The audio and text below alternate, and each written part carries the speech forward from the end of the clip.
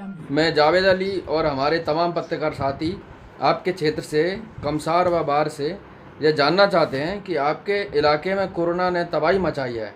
ना तो आप कुछ कर रहे हैं और ना ही वहाँ के नेता, ऐसा क्यों सर?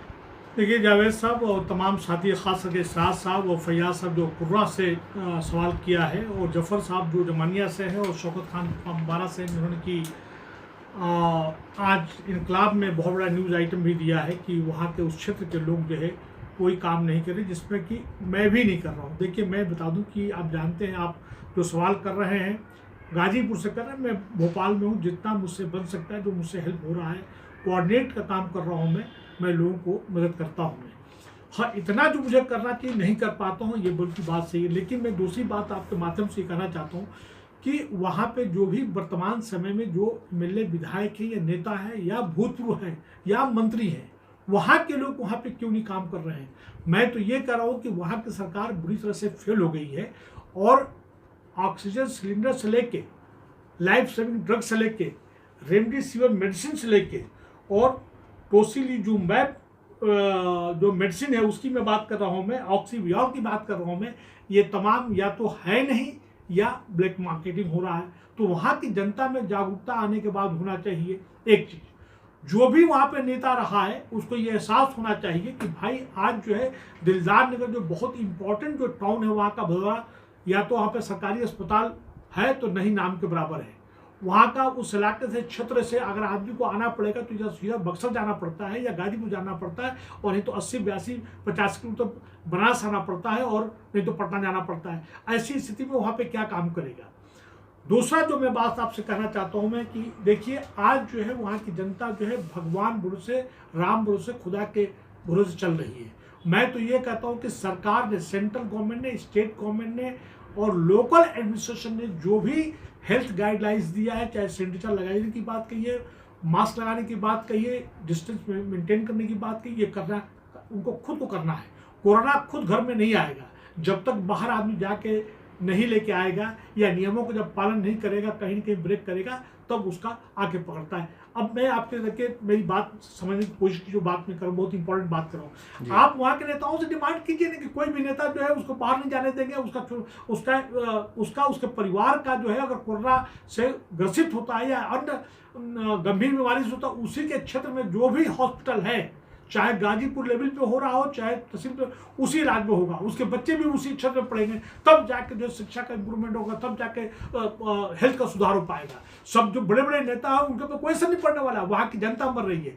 SC, ST, OBC, दलित और जो गरीब तबका, जो पुअर तबका है, वो मर रहा है। बड़े बड़े नेता जो है, बड़े बड़े नेता, इनका इलाज एम्स होता, उनको कोई चिंता नहीं है। उनके पास, उनके घर बैठे बैठे उनके पास जो ऑक्सीजन सिलेंडर पहुँच जाएगा, रेमडेसिविर पहुँच जाएगा। कभी इमेजिन कि मैं भोपाल में बैठा हूँ, भोपाल में यहाँ पे गाजी मेडिकल कॉलेज से जो ये स्टेट मेडिकल कॉलेज है, वहाँ से जो है मेडिसिन जो है चोरी हो जाता है। यह कैसे हो सकता है? भोपाल जैसे जगह में जो है ये ऑक्सीजन सिलेंडर वगैरह नहीं मिल रहा है, तो उस देहात में क्या हो पाए? वहाँ की तो खबरें नहीं आ रही हैं। जफर साहब जमानिया से हमको खबर देते हैं, आप कुर्रा से हमको खबर दे रहे हैं, और उसी तरह से शौकत साहब खबर दे रहे हैं, जावेद साहब आप तो खैर पूरी गाजीपुर खबर देते हैं, इस रात सब पूरी खबर देते हैं। ऐसे हालात में हमको वहाँ के नेताओं को चैलेंज करना चाहिए कि वहाँ का वर्तमान का नेता क्या कर रहा है। दूसरा, इसी के ताल्लुक से बता दूं कि आज जो 29 तारीख को चुनाव होने जा रहा है पंचायत का और लोकल बॉडी का प्रधानी का, वो नेता जो इलेक्शन लड़ रहे हैं और अगर नियम का पालन नहीं कर रहे हैं, तो ये समझ लीजिए कि इलेक्शन कमीशन जो है नियमों का पालन नहीं कर रहा है। इसके लिए इलेक्शन कमीशन जिम्मेदार है, उसके खिलाफ भी कार्रवाई करनी चाहिए, इन नेताओं के खिलाफ भी कार्रवाई करना चाहिए। और ये लोग जनता को बचाने के लिए क्या कार्रवाई कर रहे हैं? ऑन एवरेज जो है हर गांव से 3-4 आदमी, कहीं से 6 आदमी के बनने की जानकारी मिल रही है। ये होना चाहिए। मैं अपनी बात को ख़त्म करने से पहले फैयाज साहब और जावेद साहब, एक बात में कहना चाहता हूँ मैं, कि जब तक जो है वहाँ पे सेंट्रल प्लेस लाइक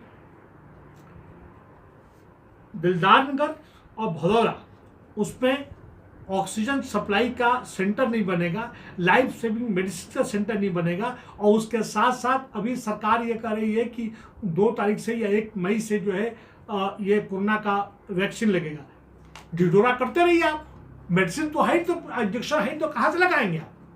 ये प्रोपेगेंडा तो हो गया, वो हवाई लूट रहा है, और सरकार अपने आप को बचाने के लिए ढेर सारे जो है हथकंडे इस्तेमाल कर चुकी है, जो फेल हो चुकी है। ऐसी स्थिति में मैं अपनी बात को ये ख़त्म करने से पहले बता दूं कि ये हमारे भारत के लिए बहुत बड़ी मतलब बदकिस्मती है कि यहाँ का जो मोरन जो है वो अपने आप जो है बहुत बड़े धड़ल्ले से रहता है, साथ साथ जो इडियट्स है उनकी वाहवाही होती है, जो करप्ट लोग हैं वो अपनी उनके ऐसी तरह कोई कुछ नहीं होता है। सुपरस्टिशन जो है सैक्रोसेंट हो जाता है। हम लोग जो है साइंस और टेक्नोलॉजी की बात नहीं, सिर्फ साइंटिफिक टेक्नोलॉजी की बात नहीं करते हैं, हम लोग जो है तमाम भावनात्मक मुद्दों की बात करते हैं, लेकिन कोई भी शिक्षा, हेल्थ, सिविक एबिलिटीज, लोगों के वेलफेयर की बात नहीं करते हैं।